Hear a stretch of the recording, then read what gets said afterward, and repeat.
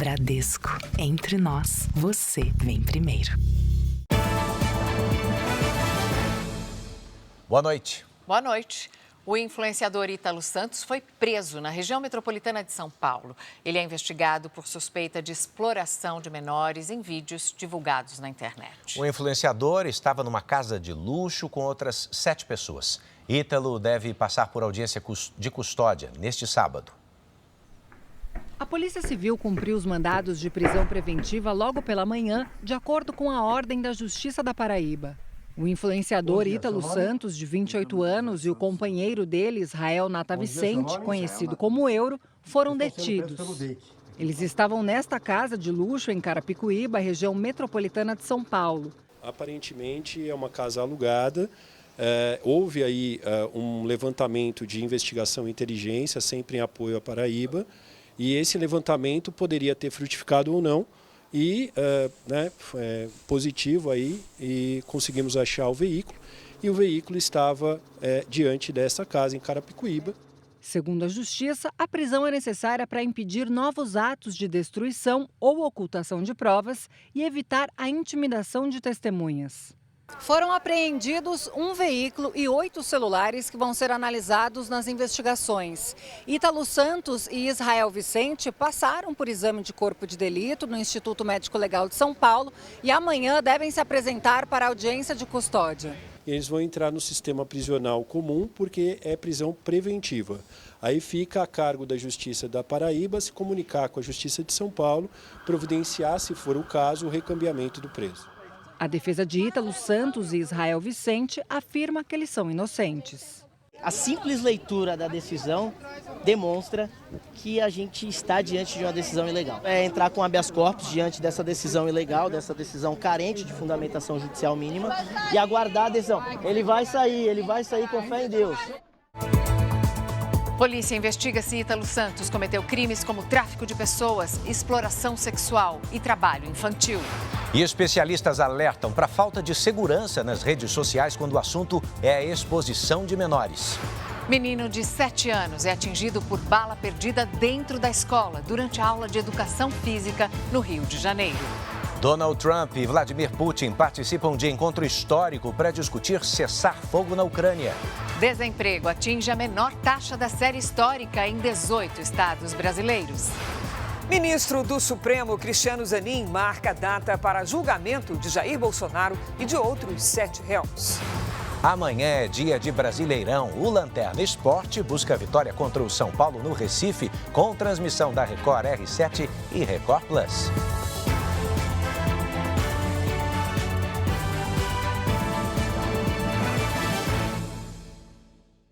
Oferecimento Bradesco Empresas e Negócios. Autoajude-se, abra sua conta PJ.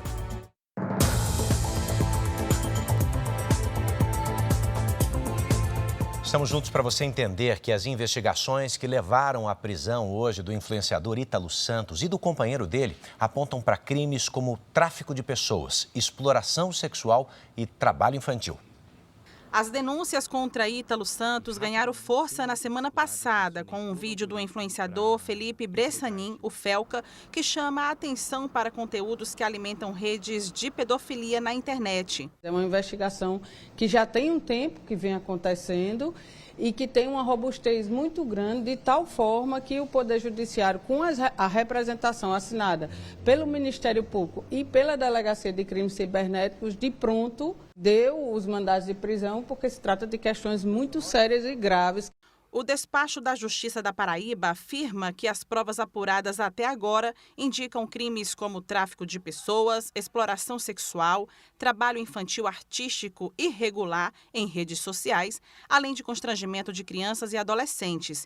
A decisão também descreve indícios da produção de material pornográfico que seria comercializado em redes privadas e ocultas. No ano passado, o Ítalo Santos já havia sido denunciado por vizinhos num condomínio de luxo aqui na região metropolitana de João Pessoa.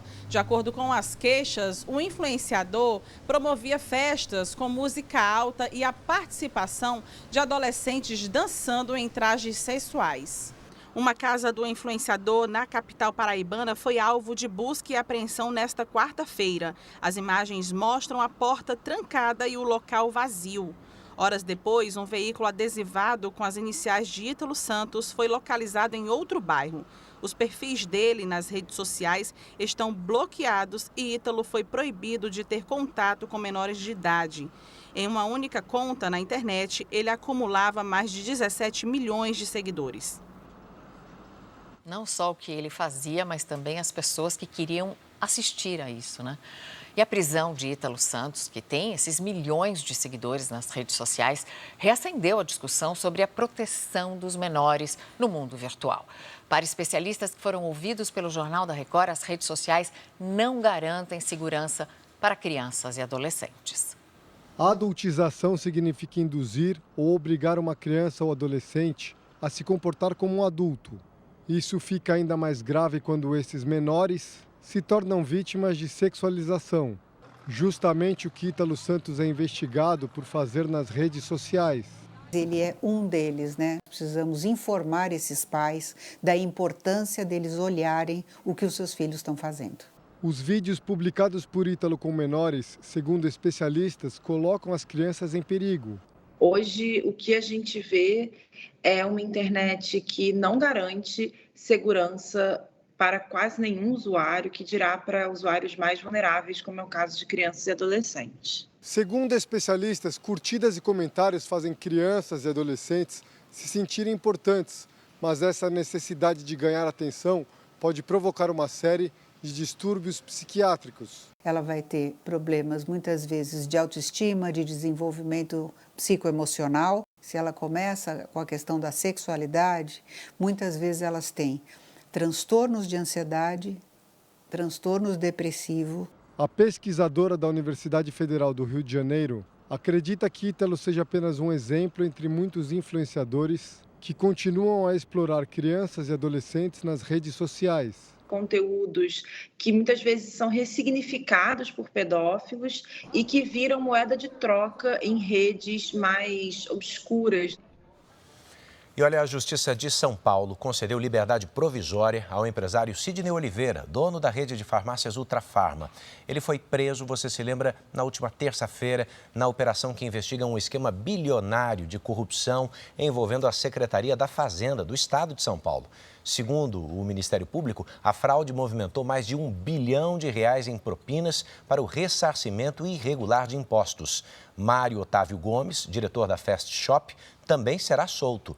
A Justiça determinou uma fiança de R$25 milhões, além do monitoramento por tornozeleira eletrônica. E o ministro Cristiano Zanin marcou para o começo de setembro o início do julgamento da ação penal sobre a tentativa de golpe de Estado.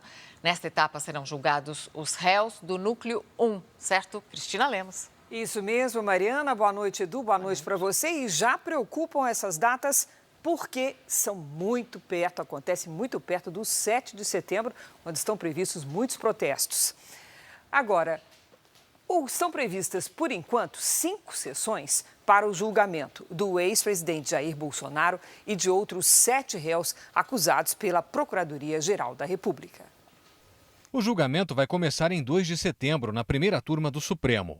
As datas foram marcadas pelo ministro Cristiano Zanin, presidente do colegiado, um dia depois da liberação do processo pelo relator, ministro Alexandre de Moraes. A análise do caso vai levar pelo menos 5 sessões, com a última prevista para o dia 12 de setembro, mas que pode se estender por mais dias. Os ministros vão definir se Jair Bolsonaro é culpado ou não pelos crimes de organização criminosa armada, tentativa de abolição violenta do Estado Democrático de Direito, golpe de Estado, dano qualificado pela violência e grave ameaça contra o patrimônio da União e deterioração de patrimônio tombado. Também serão julgados pelos mesmos crimes o ex-comandante da Marinha, Almir Garnier, o ex-ministro da Justiça, Anderson Torres, o ex-ministro da Defesa, Paulo Sérgio Nogueira, o ex-ministro da Casa Civil, Walter Braga Neto, o general Augusto Heleno e o tenente-coronel Mauro Cid, que fez acordo de delação premiada. Só o deputado federal Alexandre Ramagem não vai ser julgado pelos crimes de dano qualificado e grave ameaça, porque a ação penal desses delitos começou depois da diplomação dele como deputado. Entre os advogados de Bolsonaro, existe a expectativa de que o ministro Luiz Fux peça mais tempo para analisar o processo. Se isso acontecer, o julgamento vai ser suspenso e Fux terá que devolver o caso para análise em até 90 dias. Reservadamente, integrantes do tribunal avaliam que não há motivos para pedido de vista, já que as acusações foram bem detalhadas. Mas lembram que, neste caso, outros ministros da primeira turma também podem adiantar o voto e formar uma eventual maioria pela condenação ou absolvição, o que já definiria a situação dos réus, mesmo que o julgamento seja suspenso. Se condenados, os réus não serão presos de imediato. As defesas ainda podem recorrer dentro do próprio STF.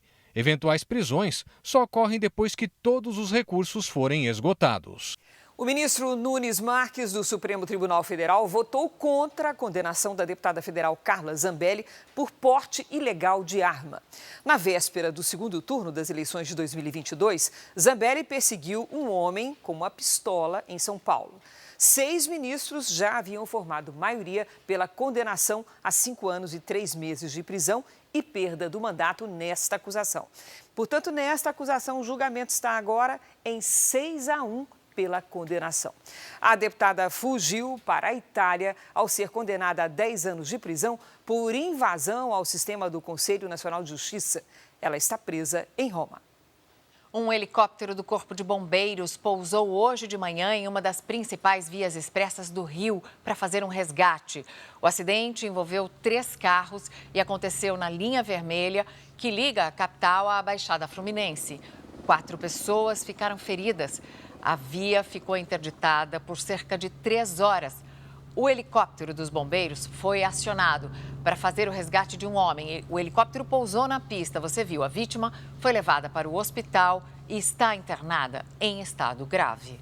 E agora vamos para Minas Gerais, onde 2 pessoas morreram num acidente na rodovia Fernão Dias. Um caminhão que carregava 14 toneladas de bobinas de aço saiu da pista e despencou de um viaduto de 25 metros de altura. O motorista e a passageira morreram no local. As causas do acidente são investigadas. Só nas últimas 24 horas, a região Nordeste recebeu a maior quantidade de chuva do país. A capital, João Pessoa, já superou a média para todo o mês. Lidiane Sayuri, muito boa noite. E ainda tem mais previsão de chuva por lá? Tem sim, Mariana. Boa noite para você. Edu, boa noite. E uma boa noite para você que está com a gente. Amanhã, os ventos do mar favorecem as pancadas de chuva de Alagoas até o Rio Grande do Norte. É alto o risco de transtornos na capital paraibana. No centro-sul do Brasil, o frio vai perdendo força. Em Porto Alegre, sábado ensolarado com 21 graus. Em São Paulo, sol entre nuvens, faz até 22. No Recife, tempo instável e com chuva que pode ser forte, máxima de 27. Hoje, os maiores volumes de chuva foram registrados sobre o Rio Grande do Norte, Paraíba e Pernambuco. As imagens de satélite mostram nuvens carregadas sobre o norte e o nordeste. Amanhã, a frente fria mantém as instabilidades no litoral da Bahia e do Ceará até o Maranhão. Chove forte no Amazonas, em Roraima e no Amapá. Previsão de chuva moderada no litoral de São Paulo. No centro-sul do país, tempo quente e seco. Em Curitiba, 19 graus. Em Vitória, máxima de 23. Em Cuiabá, 38. Em Belém, 32 graus. E até 27 em Natal. Tempo delivery. O Paulo está de olho na previsão para Ilha Comprida, São Paulo. Boa noite, Paulo. Fim de semana de tempo instável, com chuva que vai e volta. As temperaturas não variam muito, máximas entre 19 e 21 graus. Na segunda-feira, o sol aparece, mas pode chover rápido pela manhã e à tarde. A Clarice é de Londrina, Paraná. Oi, Clarice. Fim de semana de sol e tempo seco. As temperaturas sobem até os 26, 29 graus. Na segunda, sol, poucas nuvens e baixa umidade do ar. À tarde faz até 30 graus. A gente quer te ver por aqui também. Participe pelas redes sociais com o nome de uma cidade e a hashtag você no JR. Mariana, Edu. Obrigado, Lid.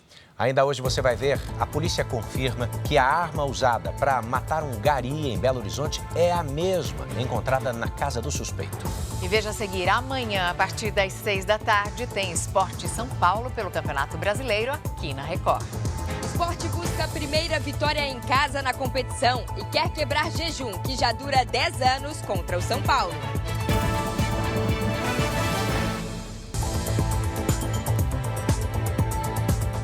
O Brasileirão volta à tela da Record, no R7 e Record Plus, amanhã, a partir das 6 da tarde. Tem Esporte São Paulo ao vivo, da Ilha do Retiro, lá em Recife.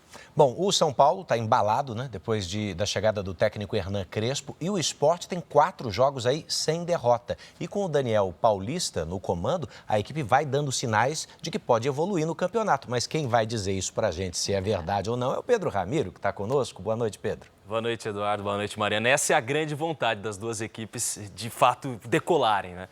Boa noite a você que nos acompanha, porque esses dois times não perdem há um bom tempo. E a troca de técnicos nas duas equipes foi positiva e deixou os torcedores animados. No último jogo entre Sport e São Paulo, o técnico do tricolor paulista era Luiz Zubeldia. Hernan Crespo chegou e com ele o bom momento do São Paulo. São 5 vitórias seguidas no Brasileirão. A gente sabe que é um jogo importante, vai ser um jogo muito difícil fora de casa. Então a gente tem que entrar ligado os 90 minutos para poder fazer o nosso resultado e sair com a vitória. Pepa era o treinador do Sport no primeiro jogo da competição em março. Empate sem gols no Morumbis. Agora, Daniel Paulista está no comando e tenta embalar o time que conquistou a primeira vitória e não perde há 4 jogos no campeonato, mas continua em último lugar. Os times voltam a se enfrentar, desta vez aqui na Ilha do Retiro. O Sport encerrou o jejum de vitórias, mas tem uma missão difícil: vencer o São Paulo pelo Brasileirão, o que não acontece desde 2015. É um clima muito quente aqui e quando está lotado, esquece, é muito difícil para os adversários. É uma torcida que cobra, mas é uma torcida que vai te empurrar também nos momentos difíceis. O time do Recife deve repetir a escalação pela primeira vez no Brasileirão. Já no São Paulo, a expectativa é que Lucas ganhe mais tempo em campo, depois de ficar machucado por 4 meses. Uma vitória para o Sport é fundamental. Um cálculo básico a gente faz imaginando que o Sport vai precisar de 12 vitórias para tentar permanecer na primeira divisão do Campeonato Brasileiro. Ele conseguiu uma só no campeonato. Ele pode dobrar esse aproveitamento e a torcida passa a acreditar. Sport São Paulo vai ter transmissão exclusiva da Record na TV aberta. A cobertura você também pode ver no R7 e Record Plus, neste sábado, a partir das 6 da tarde. Eu reforço o convite a você porque amanhã Sport e São Paulo vão jogar a partir das 6 da tarde. Será a primeira rodada do retorno do Campeonato Brasileiro e a transmissão vai ser aqui da Record, do R7 e do Record Plus. Mariana, Edu. Obrigada, Pedro. Você vai ver a seguir, um menino de 7 anos foi atingido por uma bala perdida. Ele estava dentro da escola, no Rio de Janeiro. E também tudo sobre o encontro entre Donald Trump e Vladimir Putin no Alasca, que terminou agora há pouco sem acordo sobre a guerra na Ucrânia.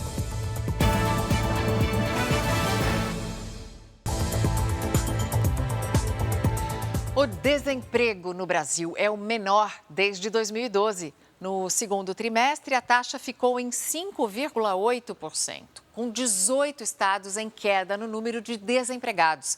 Já a renda média do trabalhador atingiu o recorde de R$ 3.477, sendo que 74% dos trabalhadores do setor privado têm carteira assinada. Os dados são do IBGE. Os Estados Unidos cancelaram o visto da mulher e da filha de 10 anos do ministro da Saúde, Alexandre Padilha. Já o visto do ministro está vencido desde o ano passado. Nesta semana, o Departamento de Estado americano já havia revogado os vistos de funcionários do governo brasileiro ligados ao programa Mais Médicos. A vice-prefeita de São Bernardo do Campo já assumiu a administração municipal depois do afastamento do prefeito Marcelo Lima. Ele é suspeito de participar de um esquema de propina e lavagem de dinheiro. 3 pessoas, entre elas empresários, foram presas. Na audiência de custódia, o empresário Edmilson de Deus Carvalho alegou ter problemas de saúde para pedir o relaxamento da prisão. Eu tomo seis comprimidos de manhã e 6 à noite. Diabetes, colesterol e pressão. Ainda assim, o juiz manteve a decisão. O flagrante deve ser homologado com imediata remessa dos autos ao Tribunal de Justiça. Edmilson foi preso ontem com R$2 milhões na operação da Polícia Federal e do Ministério Público que investiga um suposto esquema de corrupção na Prefeitura de São Bernardo do Campo. A empresa de terraplanagem da qual ele é sócio teria repassado valores a Paulo Irã, apontado como operador financeiro do esquema que beneficiaria o prefeito de São Bernardo do Campo. Marcelo Lima foi afastado e é monitorado por tornozeleira eletrônica. Paulo Irã está foragido. No mês passado, R$12 milhões foram encontrados na casa dele. Paulo afirmou em conversa com o prefeito que Edmilson ok 30 quilos. Segundo o relatório da investigação, esses 30 quilos seriam R$30 mil enviados ao esquema. A análise dos celulares apreendidos de Paulo Irã revelou ainda que ele organizava, controlava e efetuava o pagamento de diversas despesas pessoais do prefeito, da esposa e da filha deles. Aqui, um repasse de R$ 5.800 para Rosângela dos Santos Lima Fernandes, chamada de Zana nas anotações. Ela é mulher do prefeito afastado. A mensalidade da Faculdade de Medicina da filha do prefeito afastado, Paulo Irã, também pagou. A vice-sargento Jéssica Cormick assumiu a prefeitura. Ela disse que precisa trabalhar para que a população seja plenamente atendida. Os valores que aparecem no esquema surpreenderam este procurador que acompanha casos de corrupção. Em pouco mais de 7 meses de mandato, um caso tão estarrecedor, num volume tão assombroso de corrupção. A sensação que se tem é da certeza da impunidade. A defesa de Paulo Irã informou que vai se manifestar ao longo do processo. Os advogados dos outros envolvidos não retornaram nossos contatos. Moradores da zona norte do Rio de Janeiro voltaram a viver uma madrugada de terror durante um intenso tiroteio entre traficantes rivais. As duas maiores facções criminosas do estado disputam o domínio da região. O dia começou com pichações em muros, indicando que a região estava sob o controle do Comando Vermelho. A polícia militar foi acionada para evitar novos confrontos. Veículos blindados deram apoio à operação. Os PMs também fizeram buscas nesta área de mata, no alto do morro, que servia de observatório dos traficantes. A invasão dos morros do Fubá e do Campinho foi marcada por um intenso tiroteio durante a madrugada. Vídeos compartilhados na internet mostram os traficantes exibindo armas e comemorando o controle da comunidade. Após o tiroteio, Eveline Passos Rodrigues foi encontrada morta. Ela ficou conhecida nas redes sociais por mostrar a rotina do crime organizado e se tornou um desafeto do Comando Vermelho ao migrar para a facção rival. As disputas pelo controle da região se intensificaram nos últimos 3 anos, com destaque para 2025. De janeiro até agora, foram registrados 100 tiroteios por aqui, mais que o triplo na comparação com o mesmo período do ano passado.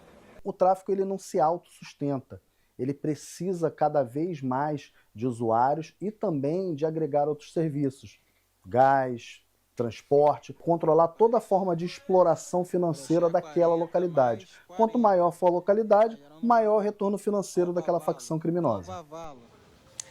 E o exame dos peritos confirmou a bala que matou o gari Laudemir, em Belo Horizonte, saiu da arma que foi encontrada na casa do empresário René Júnior. A mulher dele é delegada. Peritos do Instituto de Criminalística concluíram o laudo e a análise já foi encaminhada aos investigadores. A cápsula recolhida no local do crime foi comparada com a pistola apreendida na casa do empresário suspeito de atirar no gari. Na análise ficou confirmado que a bala que atingiu Laudemir partiu da arma que pertence à mulher de René Júnior. A delegada também é alvo de inquérito na Corregedoria da corporação. A pedido da polícia, a Justiça autorizou a quebra do sigilo telefônico e também dos dados registrados no carro do empresário no dia da morte do Gari. A análise inclui rotas percorridas, comandos de voz, velocidade e registros de chamadas. Cabe à acusação, amparada por uma investigação robusta da Polícia Civil, buscar a condenação e que ele pague por todos os crimes que ele cometeu e repare todos os prejuízos que ele causou para a família do Gari Laudemir. René Júnior está preso preventivamente em uma penitenciária na região metropolitana. Testemunhas contaram que ele atirou em Laudemir de Souza depois de se irritar porque o caminhão de lixo impedia a passagem dos carros num bairro da capital. O empresário nega o crime. A motorista do caminhão de lixo não tem dúvida de quem atirou. A presença dele é muito forte porque o tipo dele não é um tipo assim que você vê a toda hora. Com aqueles braços daquele tamanho. Um menino de 7 anos foi baleado na escola enquanto fazia aula de educação física no Rio de Janeiro. Somente neste ano, pelo menos 12 crianças foram vítimas de balas perdidas na região metropolitana do Rio. O Carlos César não esquece as perguntas do filho de 7 anos. Papai, o senhor promete que eu não vou morrer? Papai, eu não sou bandido, por que eu fui baleado, papai? O menino foi ferido em uma escola municipal de Rio das Pedras, na zona oeste da cidade. Ele participava de uma aula de educação física junto com outros alunos. Segundo testemunhas, no momento do disparo acontecia um confronto entre criminosos de comunidades próximas.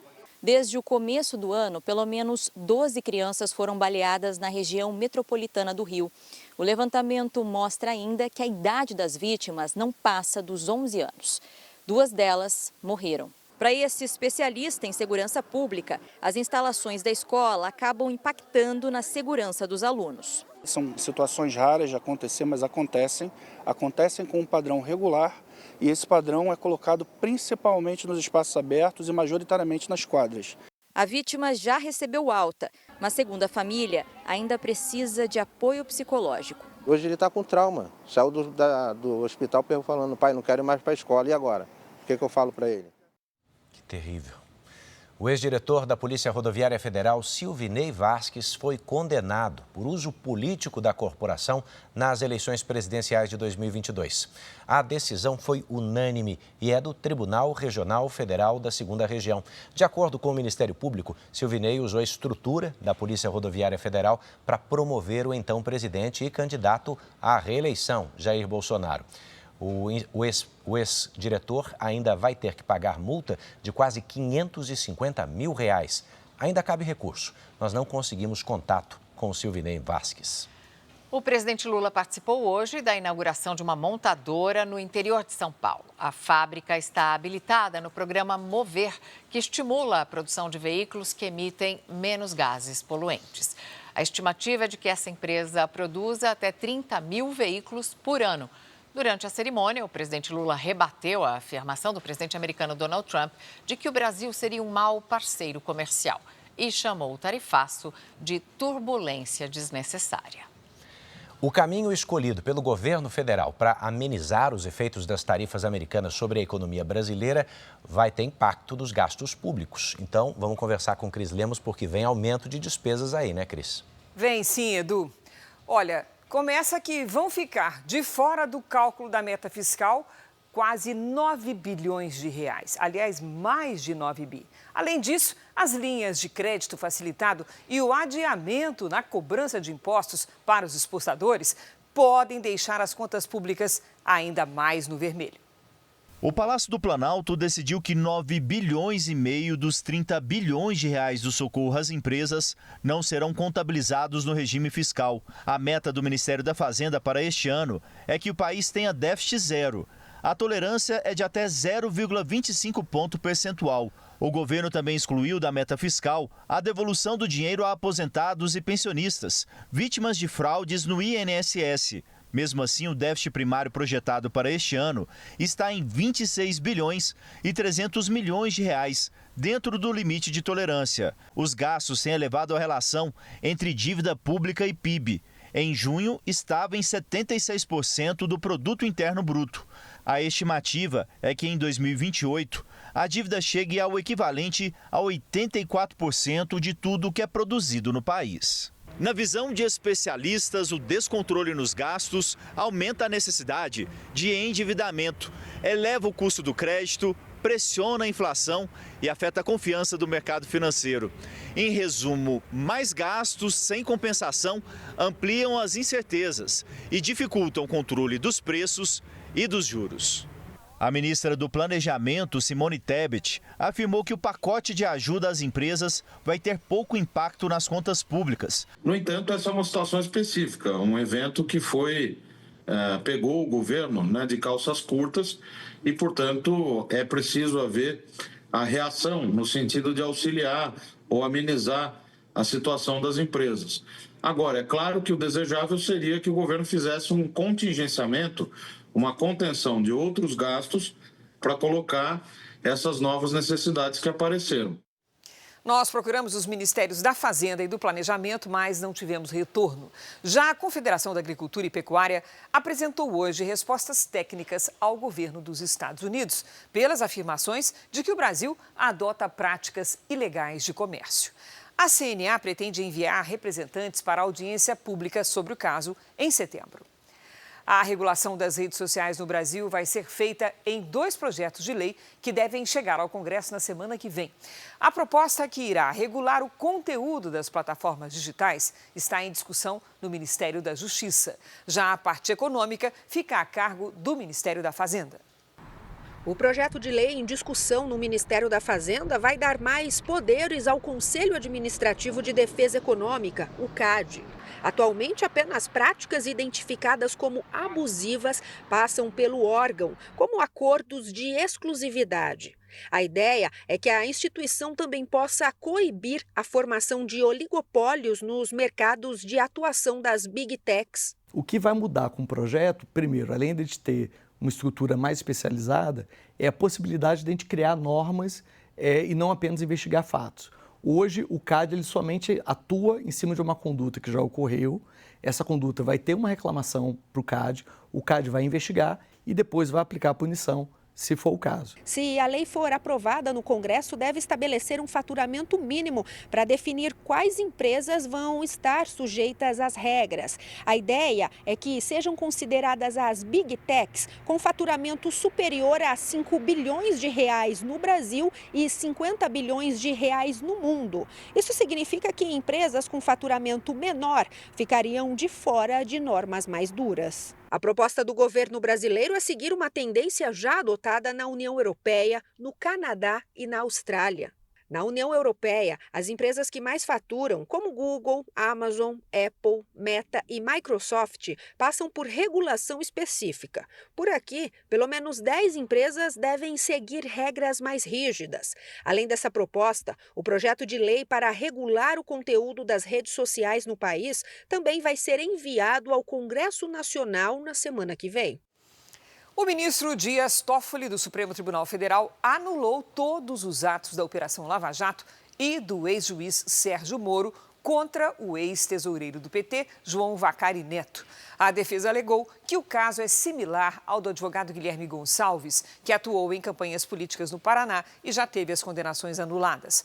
O ministro justificou a decisão por reconhecer que houve conluio entre Moro e o Ministério Público. Moro sempre negou a atuação política em ações judiciais. Mariana, Edu. Obrigada, Cris. E os presidentes Donald Trump e Vladimir Putin se reuniram hoje no Alasca para um encontro histórico que terminou há pouco. Em território americano, mas numa área que já pertenceu à Rússia, quase 160 anos atrás. Bom, foram quase 3 horas de conversa. Os 2 líderes confirmaram que as negociações avançaram, mas não houve acordo definitivo sobre o fim da guerra na Ucrânia. A comitiva presidencial dos Estados Unidos deixou Washington nas primeiras horas da manhã de hoje. A bordo do Air Force One, o republicano disse que busca um cessar-fogo. Não ficarei feliz se não sair hoje, afirmou o presidente americano. Já a comitiva de Putin partiu de Moscou e fez uma parada em Magadã antes de seguir viagem. Na cidade russa, o presidente depositou flores em um memorial que celebra a cooperação entre Estados Unidos e União Soviética durante a Segunda Guerra Mundial. De Washington até Anchorage, no Alasca, Trump percorreu 5.500 quilômetros, enquanto Putin viajou 9.000 quilômetros de Moscou até a cidade da reunião. O ponto de encontro escolhido pelos líderes é estratégico. O estado americano do Alasca já pertenceu ao Império Russo no século XIX. Ao mesmo tempo, para os Estados Unidos, a base de Elmendorf-Richardson representa uma demonstração do poderio militar americano. Os dois presidentes desceram ao mesmo tempo das aeronaves e seguiram até o tapete vermelho, onde se cumprimentaram num tom descontraído. Enquanto caminhavam, caças e um bombardeiro americano fizeram um sobrevoo. Depois, eles posaram para fotos e foram no mesmo carro até o local da reunião. Trump e Putin se reuniram a portas fechadas. Ao lado dos presidentes, 3 autoridades de cada país acompanharam o diálogo. Os presidentes se reuniram por menos de 3 horas para discutir o futuro da Ucrânia. Em um breve pronunciamento em seguida, Trump e Putin disseram que houve progresso nas negociações. Mas o americano disse que os dois não chegaram a um acordo definitivo. Um novo encontro deve ocorrer em breve. A tensão no Oriente Médio alcança também o Líbano. O Hezbollah ameaça começar uma guerra civil no país. Na faixa de Gaza, Israel fez novas operações e encontrou mais túneis usados pelo Hamas. Durante 4 semanas, militares israelenses bloquearam uma rede de túneis de 7 quilômetros de extensão no norte da faixa de Gaza. Segundo o exército, a ação foi essencial para derrotar a célula do Hamas que age na cidade de Beit Hanun, no norte do território palestino. Nos arredores da cidade de Gaza, as tropas israelenses demoliram prédios usados por terroristas. Os moradores receberam avisos para deixar a região. No Líbano, o Hezbollah ameaçou iniciar uma guerra civil caso o governo local leve adiante o plano de desarmar o grupo terrorista. O projeto é apoiado pelo governo americano e prevê que o Estado tenha domínio total das armas no país. O Hezbollah é financiado pelo Irã, mas o grupo terrorista perdeu força depois de ações militares de Israel. 5.000 integrantes foram mortos, inclusive o ex-líder Hassan Nasrallah. Um acordo de cessar-fogo interrompeu os combates.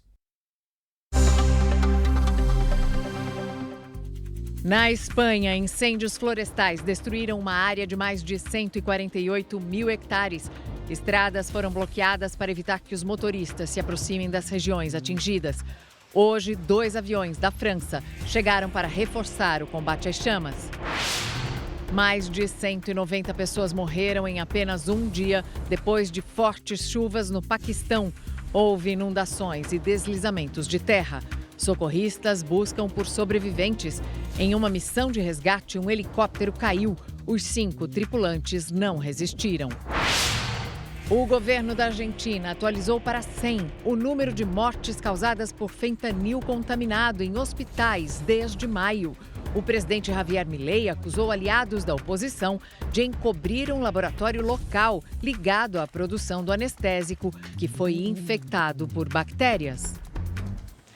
E a menos de 3 meses para o início da COP30 em Belém, moradores denunciam que a rodovia em construção colocou abaixo parte da floresta nativa. Além disso, o início da construção da estrada destruiu áreas de pesca e cultivos tradicionais da região. A Defensoria Pública investiga o caso. Logo na entrada da comunidade, perto de Belém, dá para ver que o cenário foi totalmente modificado pelas obras. São impactos que a gente vai viver para sempre. Haja vista que nós não vamos nem ter acesso à avenida. Com o desmatamento, animais deixaram a floresta e começaram a ter contato com os humanos. Essa agricultora disse que já encontrou uma onça perto de casa. Nós costumamos dizer que, igual os animais, os territórios tradicionais, eles não têm um limite demarcado. No ano passado começou o desmatamento da Avenida Liberdade. Em setembro, caiu muito açaí. A rodovia derruba a floresta a menos de 3 meses da Conferência das Nações Unidas sobre as Mudanças Climáticas. As obras já afetam as comunidades que antes viviam da pesca e da extração do açaí. Nessa outra comunidade, que reúne 215 famílias, os impactos chegaram com o assoreamento do rio. A gente conseguia pegar nosso camarão, nosso peixe, mas hoje em dia nós perdemos o nosso peixe, nós perdemos o nosso camarão. A Defensoria Pública do Pará entrou com uma ação questionando a construção da estrada. O objetivo é assegurar o direito à posse da terra e à atividade agrária aos moradores. O documento também denunciou que não houve pagamento prévio de indenizações e recomposições às famílias. Nossas instituições trabalham sempre atrás do prejuízo, nunca de maneira preventiva. Vai dividir em duas áreas o ecossistema, vai separar habitats, animais. A Secretaria Estadual de Meio Ambiente informou que as obras têm licença ambiental. São feitas em áreas já modificadas pela ação humana e que o processo de indenização está em andamento. Não é de hoje que o tempo seco aumenta os riscos de incêndios, principalmente à beira de rodovias. Em São Paulo, um sistema inédito de monitoramento usa drones térmicos para evitar que a chama se espalhe. O clima seco torna o trabalho das equipes de brigadistas ainda mais intenso, principalmente em áreas de mata, onde as chamas se espalham rapidamente. Essa preocupação se acentua nessa época do ano, onde a maioria dos focos de incêndio são causados por ação humana, que sem o devido cuidado ou preocupação acabam jogando ao lado da rodovia bitucas de cigarro. No Parque Juqueri, em São Paulo, incêndios recentes afetam o equilíbrio do ecossistema. Na estação ecológica do Jataí, no interior do estado, também afetada pelas chamas, animais silvestres ainda enfrentam as consequências da degradação de locais onde eles costumavam se alimentar. O Departamento de Estradas de Rodagem de São Paulo desenvolveu um novo sistema que classifica áreas próximas às rodovias em 5 níveis de risco, de muito baixo a muito alto. O sistema funciona a partir do cruzamento de dados das regiões historicamente mais afetadas e dados climáticos, como umidade do solo, índice de chuva e saúde da vegetação. A ideia é identificar riscos e prevenir incêndios antes mesmo que eles aconteçam. Emite comunicados oficiais para as áreas de operação e de conservação. E aí essas áreas de conservação e operação vão saber aonde é necessário fazer inspeções com mais frequência. Das mais de 500 rodovias monitoradas, 14 trechos apresentam risco muito alto de incêndio, de acordo com a última análise. Todos na região de Ribeirão Preto, no interior paulista. O drone que nós utilizamos na Operação São Paulo Sem Fogo, ele é equipado com uma câmera térmica. Ela registra a temperatura emitida por objetos e pessoas através da radiação infravermelha. E essa radiação ela não é perceptível a olho nu. Além dos impactos ambientais, o fogo às margens das rodovias compromete a segurança de motoristas e reduz a visibilidade. O monitoramento permite agir rápido para evitar acidentes, além de reduzir os prejuízos, inclusive para a fauna. Animais que passam por ali, existe uma biodiversidade que pode ser afetada com a ocorrência de incêndio, com a atividade da rodovia. A gente tem que olhar para todas as variáveis, E por aí, o ar também está muito seco? Os baixos índices de umidade do ar estão chamando muito a atenção. Por que isso acontece? Lidiane Sayuri está de volta para explicar. Edu, as temperaturas mais altas, principalmente à tarde, aquecem o ar. Quanto mais quente o ar, maior é a capacidade de armazenar vapor d'água. Em condições equilibradas, o ar quente em contato com a umidade forma o vapor d'água. O problema é que temos calor, mas a umidade na atmosfera está muito baixa pela falta de chuva no interior do país. Então, quanto mais esquenta, mais esse ar quente seca a umidade. Na próxima semana, os índices devem atingir níveis críticos entre o centro-oeste e o interior do sudeste e do nordeste. Os cuidados com a saúde nesse período incluem beber bastante água, evitar atividades físicas ao ar livre à tarde e manter o ambiente úmido. Esse cenário só deve ser revertido mesmo em setembro, com a chegada da primavera e o retorno das chuvas. Edu, Mariana. Obrigada, Lidiane. Todos os dias, cerca de 230 pessoas são registradas como desaparecidas aqui no Brasil. É muita gente, né? Você vai conhecer agora uma possibilidade de solução. Para diminuir esse número, uma campanha do Ministério da Justiça está indo a hospitais públicos, vai tirando fotos e analisando impressões digitais para ajudar pacientes internados sem identificação. Um homem de 63 anos chegou a este hospital público de Salvador passando mal e sem documentos. O serviço social da unidade não conseguiu encontrar os parentes dele e nem saber detalhes da vida do paciente. Nesta sexta-feira, peritos da Polícia Civil estiveram no local para tentar identificar pessoas em situação parecida, internadas e sem documentação. Depois da análise de fotos e impressões digitais dos pacientes, o homem finalmente conseguiu ser identificado. Eu estou com 32 dias aqui. Nós pesquisamos na nossa base de dados contatos pai, mãe, filhos, irmãos, para que a gente passe os últimos contatos declarados quando essas pessoas fizeram carteira de identidade para a assistência social do hospital, para que possa entrar em contato e tentar fazer a conexão entre esses familiares. A busca feita pelos peritos nos hospitais de Salvador faz parte de uma campanha nacional do Ministério da Justiça. No ano passado, foram coletados dados e amostras de 1.645 pessoas internadas sem documentação no país. 35 delas foram identificadas. Quando o paciente não é identificado pelo reconhecimento facial ou pelas impressões digitais, amostras para o exame de DNA são coletadas. No primeiro semestre deste ano, 230 pessoas, em média, foram registradas como desaparecidas todos os dias no Brasil. 125 cidades do Rio Grande do Norte e da Paraíba receberam alerta por causa das fortes chuvas. Em Natal, um carro ficou preso num buraco e o motorista entrou na água para retirar o veículo. Em João Pessoa, as ruas ficaram tão cheias que um homem foi visto usando um caiaque. 120 mil pés de maconha foram destruídos no Pará. Os policiais usaram helicópteros para chegar à plantação que é cercada pela floresta. A investigação tenta descobrir os responsáveis pelas terras. Um biomédico foi preso em Cuiabá, suspeito de fraudar exames clínicos. De acordo com a investigação, a rede de laboratórios, comandada por ele, descartava as amostras dos pacientes e fraudava os resultados. 8 pessoas foram presas em cidades paulistas suspeitas de aplicar o golpe do falso advogado. Elas acessavam processos e cobravam taxas que não existiam. No Distrito Federal, uma idosa perdeu R$500 mil. Agora eu vou te contar um hábito de quem é do interior. Vai calçar uma bota?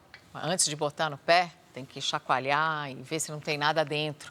As regiões Sudeste e Centro-Oeste já estão em alerta para o aparecimento de escorpiões. Tem no mato e tem nas cidades também. Os acidentes geralmente acontecem dentro de casa, colocam em risco principalmente as crianças. A Carla vive em Campo Grande, Mato Grosso do Sul.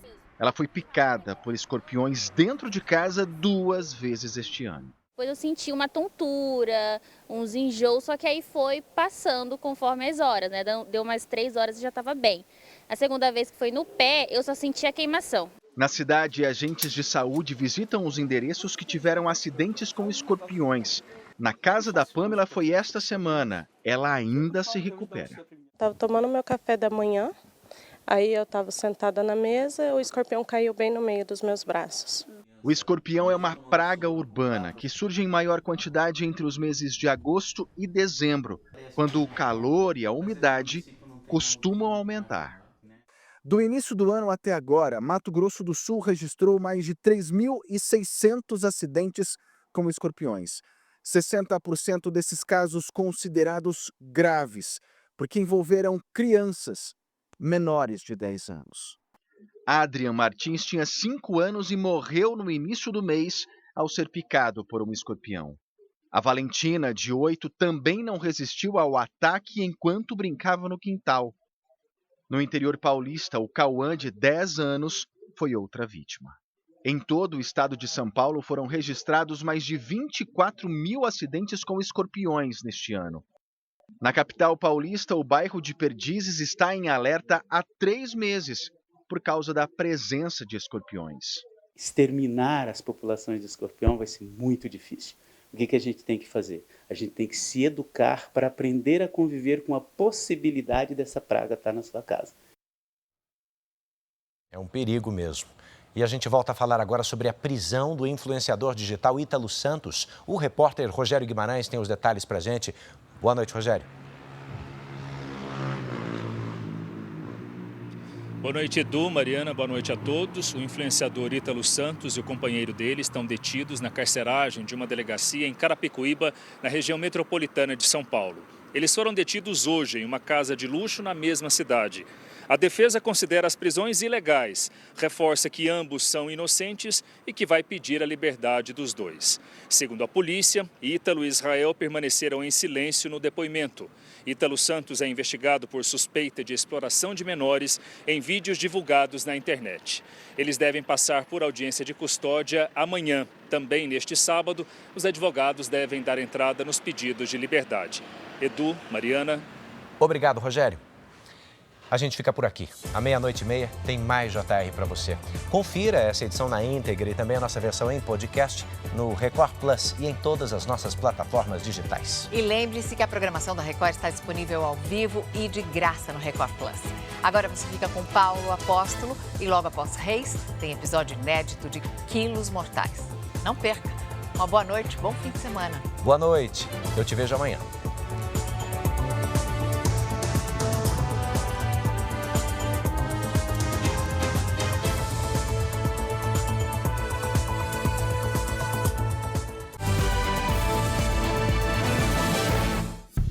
Bradesco, entre nós, você vem primeiro.